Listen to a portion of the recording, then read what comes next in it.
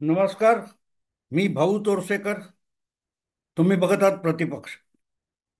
मित्रांनो, काल म्हणजे नेमकी तारीख सांगायची तर 23 जानेवारी 2025 बाळासाहेब ठाकरे यांच्या जन्मदिवसाचे समारंभ बातम्या येत होत्या आणि त्यातच एक बातमी कानावर आली किंवा बघायला मिळाली.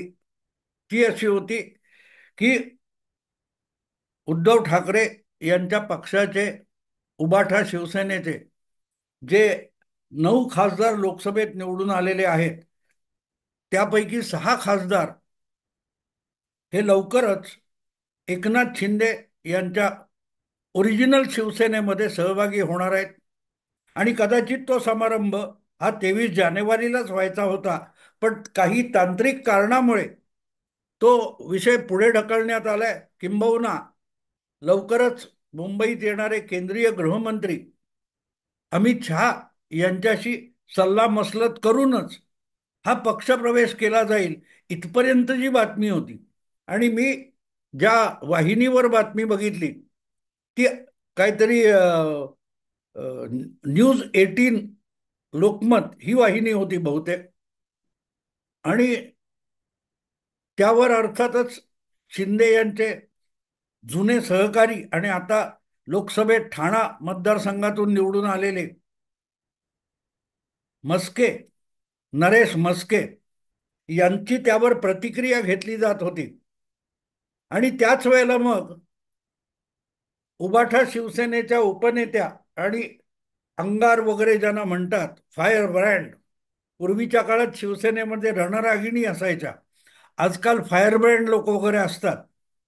तर त्या फायर ब्रँड अशा सुषमा अक्का अंधारे यांना देखील संपर्क साधण्यात आला आणि त्यांना विचारण्यात आलं ही प्रतिक्रिया.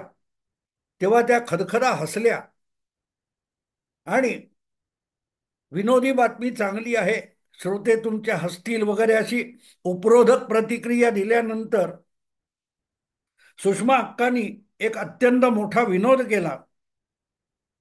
तो असा की जी नावं तुम्ही 6 खासदारांची सांगताय त्यामध्ये आदित्य ठाकरे, संजय राऊत, सुषमा अंधारे ही पण नावं जोडून टाका.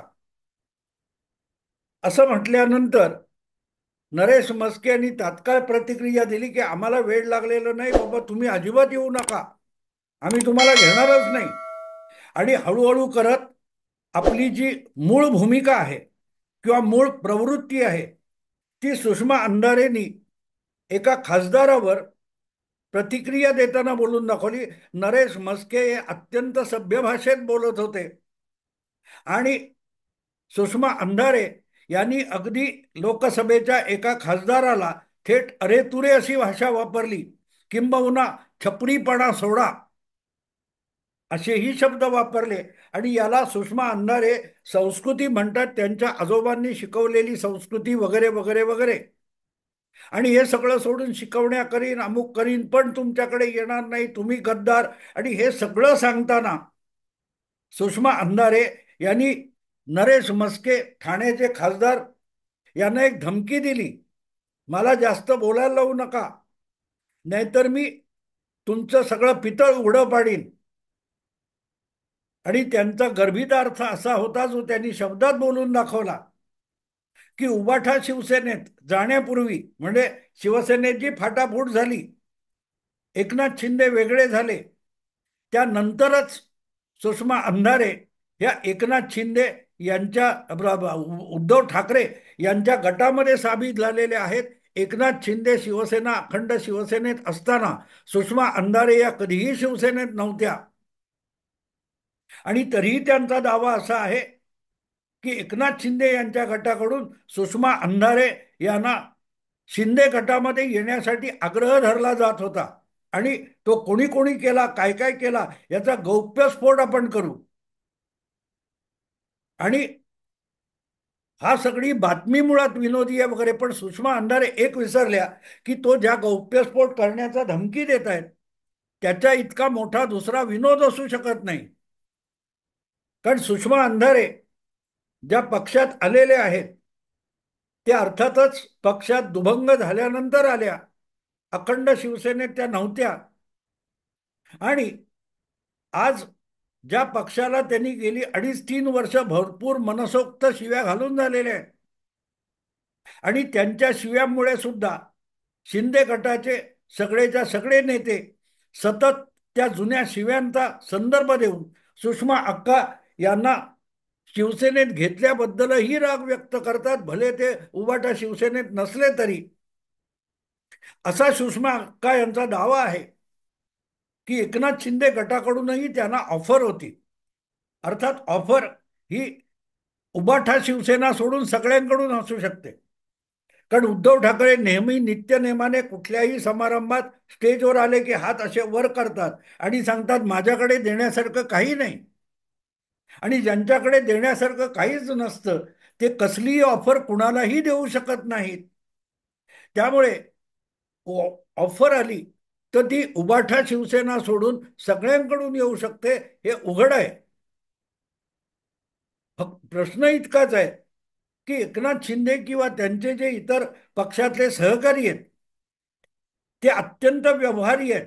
ज्या प्रकारे त्यांनी पक्षाचे 40 आमदार वेगळे काढून सुरत मार्गे गुवाहाटी गोवा करून मुंबईत येऊन सत्तापालट घडवला, 2.5 वर्ष मुख्यमंत्रीपद उपभोगलं, आणि त्यानंतर आज सुद्धा विधानसभेची निवडणूक जिंकून उद्धव ठाकरे एकत्रित शिवसेनेचे जेवढे आमदार आणू शकले नव्हते त्यापेक्षा एक अधिकचा आमदार एकनाथ शिंदे यांनी निवडून आणला.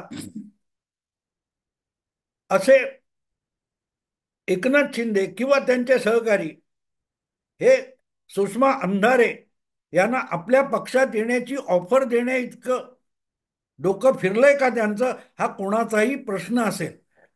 कारण सुषमा अंधारे या पक्षात आल्यानंतर त्या पक्षाची काय धुळझण झालेली आहे, जो काय उबाठा शिवसेना नावाचा पक्ष शिल्लक आहे.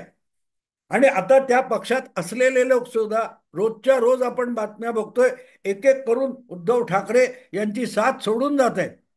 मग ते जिल्हा प्रमुख असतील, तालुका प्रमुख असतील, माजी आमदार असतील, माजी नगरसेवक असतील, माजी विभाग प्रमुख, आजी विभाग प्रमुख, जिल्हा प्रमुख, तुम्ही जितकीच्या जितकी नावं वाचाल, ही अवस्था सुषमा अंधारे यांनी उबाठा शिवसेनेत आणलेली आहे. आणि त्या एकट्याच नाही, संजय राऊत आहेत, सुषमा अंधारे आहेत, असे दिग्गज आहेत ज्यांनी बाळासाहेबांची शिवसेना धुळीस मिळवण्याला इतकं मोठं योगदान दिलेलं आहे. अशा व्यक्तीला, अशा पराक्रमी व्यक्तीला आपल्या पक्षात आणून त्याचीही धुळदाण करून घ्यावी, असली दुर्बुद्धी एकनाथ शिंदेना आजच्या परिस्थितीत सुचू शकते का, याची नुसती कल्पना करा.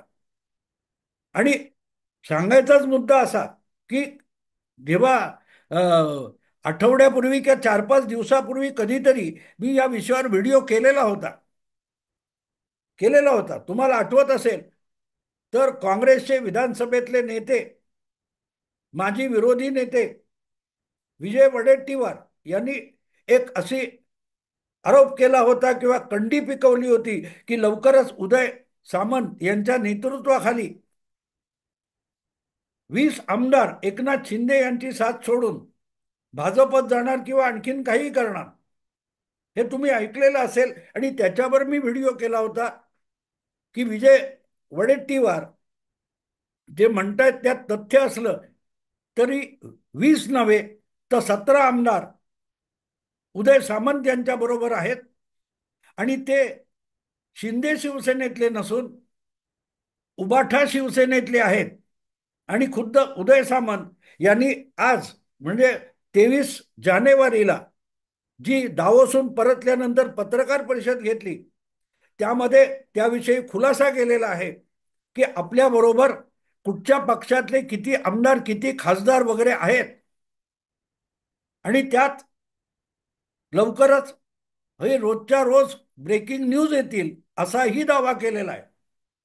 अशी शिवसेनेची म्हणजे ओरिजिनल शिवसेनेची, शिंदे सेनेची स्थिती असताना सुषमा अंधारे यांना शिंदे शिवसेनेत बोलवण्याचं धाडस कोण करील असं मला तरी वाटत नाही, किंवा कुठच्याही ज्याची डोकं ठिकाणावर आहे अशा माणसाला हा विषय सुद्धा डोक्यात येणार नाही की चांगली निवडणूक जिंकले, उपमुख्यमंत्रीपद आहे, 8-10 मंत्रीपदं मिळालेली आहेत, अशा रीतीने एकूणच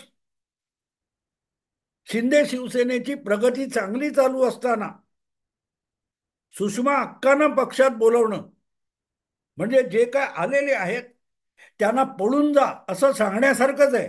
सुषमा अंधारे हे उभाठा शिवसेनेत आल्यापासून उद्धव ठाकरे यांनी पहिली भूमिका काय घेतली असेल तर जे कोणी आहेत त्यांनाही जायचं तर निघून जा. म्हणजे सुषमा अंधारे यांचा पायगुण म्हणता येईल की त्या आल्यानंतर लोकांना जा असं सांगावं सुद्धा लागतं आणि न सांगता सुद्धा लोक जात असतात. आणि खुद्द पक्षप्रमुखच आवाहन करतात आपल्याकडच्या आमदारांना, नेत्यांना, कार्यकर्त्यांना, ज्यांना जायचं त्यांनी निघून जा, मी कोणालाही अडवणार नाही असं खुद्द उद्धव ठाकरे बोलायला लागले. आणि हे हा जो प्रभाव आहे सुषमा अंधारे यांचा, तो प्रभाव आपल्या पक्षात आणावा आणि आपल्या पक्षाचंही वाटोळं करून घ्यावं अशी दुर्बुद्धी कुठच्याही पक्षप्रमुखाला होणार नाही. अपवाद अर्थात उद्धव ठाकरे त्यांनी मोठ्या अगत्याने आपल्या पित्याची, आपली आणि आपल्या मुलाचीही गलिच्छ शब्दात निंदा नालस्ती करणाऱ्या या महिलेला स्वपक्षात घेऊन सन्मानित केलं. तेव्हा उद्धव ठाकरे हा अपवाद आहे. एकनाथ शिंदे काय, मला वाटतं प्रकाश आंबेडकर किंवा तत्सम लोक सुद्धा सुषमा अंधारेंना स्वपक्षात स्थान देणार नाही. आजवर आपण अनेक गोष्टी ऐकल्यात, वेगवेगळ्या पक्षातले लोक आपल्या निष्ठा बदलत असतात, पक्षांतर करत असतात, या पक्षातून त्या पक्षात जात असतात. पण सुषमा अंधारे या उबाठा शिवसेनेमध्ये येण्यापूर्वी कुठच्या पक्षात होत्या आणि कुठल्या पक्षातल्या कुठल्या अधिकार पदावर होता याचा संदर्भ सापडत नाही. डायरेक्ट त्या भरती झाल्या आणि थेट उपनेत्या झाल्या. शिवसेनेमध्ये हा शिवसेना एकमेव पक्ष असा आहे की जिथे नेता उपनेता होण्यासाठी वर्षानुवर्ष अनेकांनी कष्ट उपसलेले आहेत. नारायण राणे यांच्यासारखा माणूस शाखा प्रमुख पासून मुख्यमंत्री होईपर्यंत नेता झालेला नव्हता शिवसेनेचा, उपनेता म्हटला जात होता, अगदी मंत्री झाला तरी. पण सुषमा अंधारे या मातोश्रीवर आल्या, हाताला काय ते शिवबंधन मानलं आणि थेट उपनेत्या घोषित झाल्या. एवढा चमत्कार सुषमा अंधारे घडवू शकतात. पण तो चमत्कार एकच नसतो. त्यांच्या पायगुणाने आज आपण शिवसेनेची अवस्था बघू शकतो. आणि त्यामुळे सुषमा अंधारे आपल्या पक्षात आल्यानंतर काय होऊ शकतं हे ओळखण्या इतका व्यवहार एकनाथ शिंदे असोत किंवा त्यांच्या पक्षातल्या कोणीही असोत त्यांना कळतो. म्हणून तर त्याच चॅनेलवरच्या त्या चर्चेमध्ये, वादग्रस्ततेमध्ये नरेश म्हस्के यांनी ताबडतोब सांगितलं, बाई नका येऊ, आम्ही तुम्हाला घेणार पण नाही, अजिबात येऊ नका आमच्याकडे, तुम्ही तिथेच राहा. तर सुषमा अंधारे चिडले ह्याचं कारण ते आहे की नरेश म्हस्के यांनी सुषमा अंधारे यांना कुठलाही अपशब्द आणि अरेरावी न करता, उद्धटपणाने न बोलता, अत्यंत सभ्यपणे तुम्ही आहात तिथेच राहा असं का सांगितलं हे दुखणं सुषमा अंधारेंना कळतं. आपण ज्या पक्षात जातो त्या पक्षाची काय अवस्था होते त्या दुखण्यावर बोट ठेवून खासदार नरेश म्हस्के बोलतायत हे कळलं. म्हणूनच सुषमा अंधारे भडकलेल्या होत्या आणि अरे तुरेच्या भाषेमध्ये छपरी भाषा वापरू नका वगैरे वगैरे. छपरी हा शब्द सुषमा अंधारेंचा आहे आणि अतिशय सभ्य भाषेत अहो जाहो करणारे नरेश म्हस्के मात्र छपरी आहे. इथे तुम्हाला संस्कृतीचा फरक कळतो. पण मुद्दा इतकाच आहे की एकनाथ शिंदे असोत किंवा शिंदे सेनेतले बहुतांश नेते असोत, ते बाकी कसे असले तरी कमालीचे व्यवहारी आहेत. आपला फायदा कशात आहे, आपल्या पक्षाचं नुकसान कशात आहे हे ज्यांना नेमकं कळतं ते सगळे एकनाथ शिंदेबरोबर आलेले. आणि ज्यांना कळलं नाही त्यांनी उद्धव ठाकरे यांच्याशी एकनिष्ठ राहून आपलं व्हायचं ते नुकसान करून घेतलेलं आहे. त्यामुळे मुद्दा असा आहे की सुषमा अंधारे गौप्यस्फोट करणार म्हणजे काय करणार याचा विनोद मला समजू शकला नाही आणि कोणालाही समजणार नाही. असं काय मोठं पराक्रम सुषमा अक्कांनी यापूर्वी केलाय की वेगवेगळ्या पक्षांकडून त्यांना आपल्या पक्षात येण्यासाठी ऑफर मिळावी. आणि एवढाच जर त्यांचा उपयोग असता तर गेल्या विधानसभा निवडणुकीमध्ये सुषमा अक्कांना उद्धव ठाकरेंनी निवडणुकीच्या आखाड्यात उतरवलं असतं. निवडणुकीच्या आखाड्यात उतरवलं असतं, पण ते सुद्धा उतरवलं नाही. याचं कारण, एक जागा वाया जाईल, निवडून न येण्याची खात्री म्हणजे सुषमा अंधारे. यापूर्वी सुषमा अक्कांनी एक निवडणूक लढवलेली आहे. मला वाटते बीडमध्ये पंकजा मुंडे यांच्या विरोधात निवडणूक लढवून स्वतःचं डिपॉझिट आपण कसं जप्त करून घेऊ शकतो याची इतिहासात नोंद सुषमा अंधारेंनी केलेली आहे.